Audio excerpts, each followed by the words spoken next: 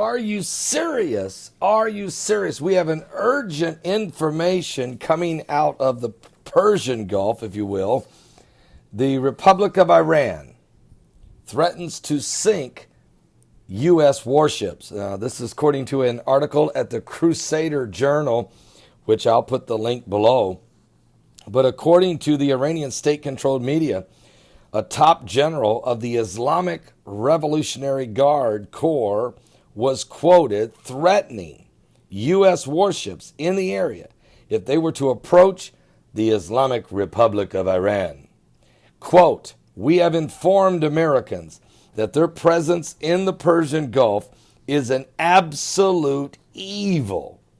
Rear Admiral Ali Fadavi was quoted as saying, before adding, quote, "Americans are aware that Iran would destroy their warships if they take a wrong measure in the region." What does that mean? Now, ever since the Iranians have decided that they're going to control the Straits of Hormuz, they have been getting a little more testy and flexing their muscles. And none of this would have happened if President Barack Obama had not put together this 6 world power coalition to put an Iranian nuke deal together and give these guys the feeling that they have a seat at the world table. Now, this threat, this comes after the Iranian forces took 10 U.S. Navy sailors hostage back in January, you may remember, of this year. And in that particular incident, Iran publicly humiliated the United States by showing video of the 10 captured U.S. Navy sailors on television around the globe. Now, after the 10 U.S. naval sailors were released from Iran, the United States Secretary of State, John F. Kerry, started thanking the Islamic Republic of Iran. Thanking them. Appeasement. The doctrine of appeasement. Unbelievable. He started thanking the Iranians for releasing the captured 10 naval sailors. Now, just a few weeks ago, Iran threatened to close the Straits of Hormuz if the United States naval forces and warships did not leave the Gulf area. Still, the Obama administration insists on taking a weak, fragile diplomatic foreign policy stance toward Iran and the Islamic State for that matter.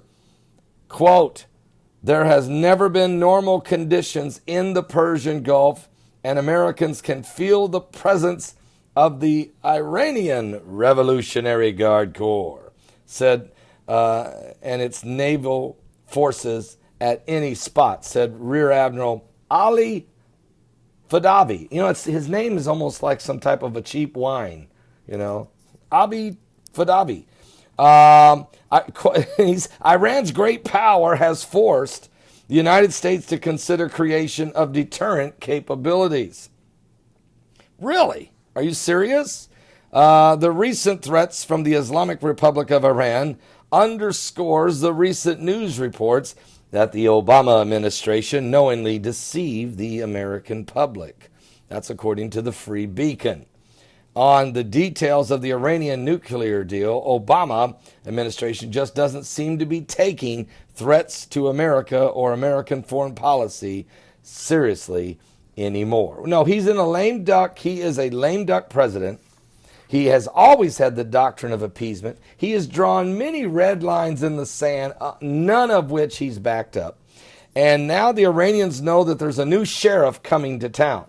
The Iranians know that there's a very strong possibility that Donald J. Trump may become the 45th president of the United States. And so you're going to see the Chinese, the Russians, the Iranians, and other groups and nations. You're going to see them starting to maneuver their assets very aggressively in the next few months in anticipation of who the next president of the United States is. Now, if Hillary Rodham Clinton wins, things will kind of go back to, well, let me just say this.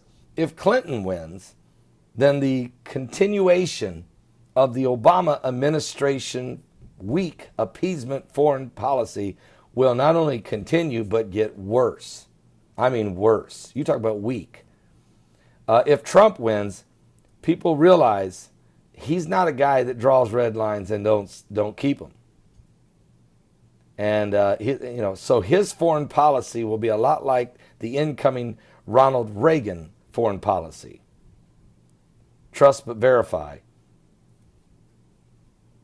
but always back up what you say. So we're going to see how this thing plays out, guys. Check out Bart C. Begley's website, the Crusader Journal. He did a great job putting this article together. Plus, he has all kinds of links for you on this with a lot of sources. So it's getting intense in the Persian Gulf. I'll be back with more current world events and how they relate to Bible prophecy. And this should teach you need to give your life to Jesus Christ. This is a very dangerous, volatile world. Lots of rogue nations, lots of rogue regimes are getting their hands on nuclear capability. And that is dangerous. I'll be right back. Jesus is coming soon.